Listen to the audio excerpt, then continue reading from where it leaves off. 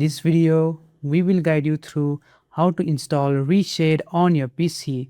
If you find this useful, then please consider subscribing and liking the video. To get started, just go ahead and open any web browser to your liking. I'm going to be using Google Chrome, and in the search bar, just go ahead and search for ReShade and then press enter.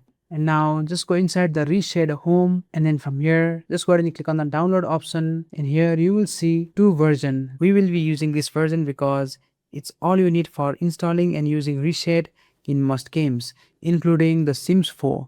And once that it has finished downloading, just go ahead and open your file explorer and then navigate inside the downloads folder, and then you will see ReShade application. Just go ahead and double click on it to run the setup wizard. And here you can select your game or application. So I'm just gonna go ahead and select it. If your game does not appear in the detected list, don't worry. Simply click on browse and navigate to your games installation folder, and then select the game's executable file and then continue with the installation. And then click on next. In most cases, ReShade will automatically detect the correct graphics API for your game, so you won't need to change anything here.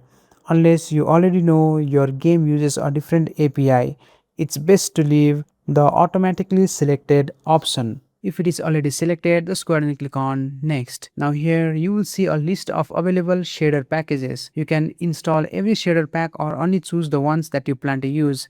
Installing fewer shader can reduce the amount of time ReShade takes to compile them the first time you launch your game. Once that you have made their selection, just go ahead and click on next. ReShade will download and install the selected shader packages. Once the installation is complete, just go ahead and click on finish.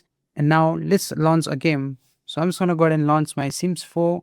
Keep in mind that the first time you launch the game after installing ReShade, it may take a little longer than normal.